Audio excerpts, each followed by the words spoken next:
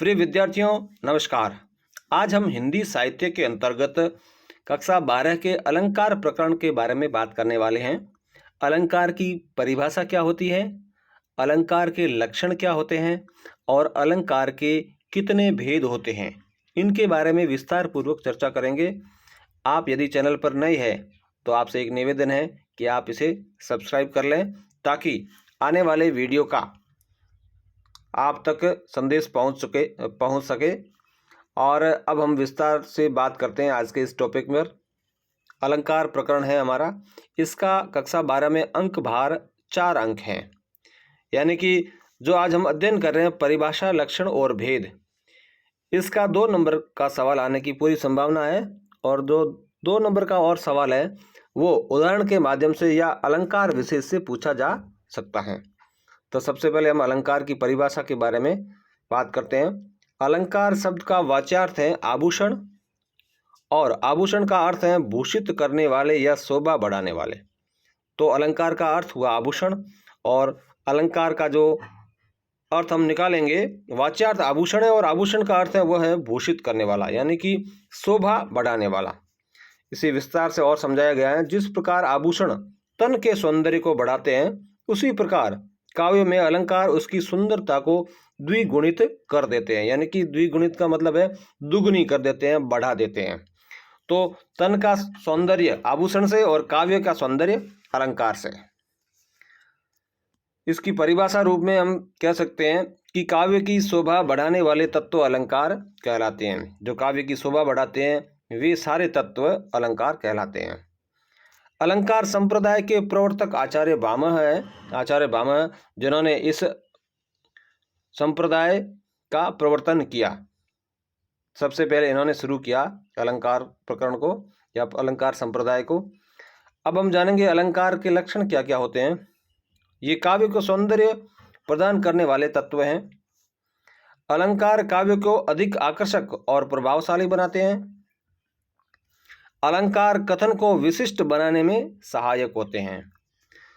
और चौथा लक्षण है ये उक्ति वैचित्र्य का विधान करते हैं।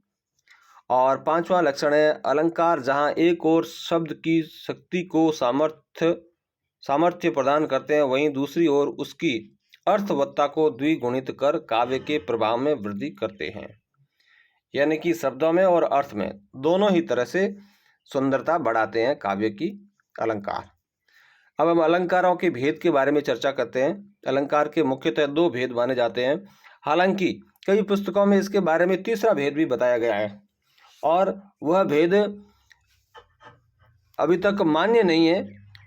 जो साहित्य में माना जाता है वो 2 ही भेद माने जाते हैं, और वो ये हैं, पहला है शब्दालंकार और दूसरा है अर्थालंकार। अब हम जानते हैं शब्दालंकार क्या होता है। जहाँ कथन का चमत्कार उसमें प्रयुक्त शब्दों पर निर्भर करता है।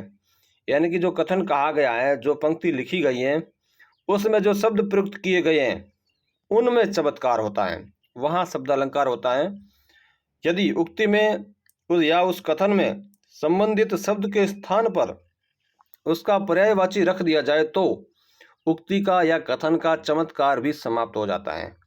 यानी कि शब्द के अंदर चमत्कार होता है तो वहाँ पर शब्दालंकार होता है, और यदि उस शब्द विशेष को हटा दिया जाता है, उसकी जगह उसका पर्यायवाची शब्द लिख दिया जाए, तो फिर वह चमत्कार समाप्त हो जाता है।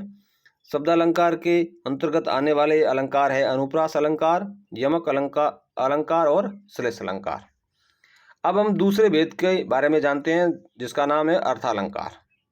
अर्थालंकार का उसे कहते हैं जो अलंकार अर्थ सौंदर्य को बढ़ाते हैं, यानी कि अर्थ के सौंदर्य को बढ़ाते हैं, वे अर्थालंकार कहलाते हैं। अर्थ से सुंदरता जब बढ़ती है तो वहाँ पर अर्थालंकार होता है। ये अलंकार शब्द विशेष पर निर्भर न होकर अर्थ पर निर्भर करते हैं। तो यहाँ पर यदि शब्द विशेष को हटा करके उसका पर्यायवाची रख दिया जाए तो फिर जो चमत्कार है अर्थ में मौजूद है वह नष्ट नहीं होता है। तो जहाँ पर अर्थ में चमत्कार हो वहाँ पर अर्थालंकार होता है। उक्ति में निहित शब्द के स्थान पर उसका पर्यायवाची रख देने पर भी चमत्कार और चारुता बनी रहती है। और इसके उदाहरण है, या कहें कि इस अर्थालंकार के अंतर्गत आने वाले अलंकार है उपमा अलंकार, रूपक अलंकार और उत्प्रेक्षा अलंकार आदि। तो हमने इस वीडियो के अंदर अलंकार का वाच्यार्थ, अलंकार की परिभाषा, अलंकार के लक्षण और अलंकार के भेदों के बारे में जाना। यह वीडियो आपको कैसा लगा कमेंट बॉक्स में बताएं। इसे लाइक करें, शेयर करें और इस चैनल को सब्सक्राइब ज़रूर करें। फिर मिलते हैं एक नए टॉपिक के साथ में। तब तक के लिए जय हिंद।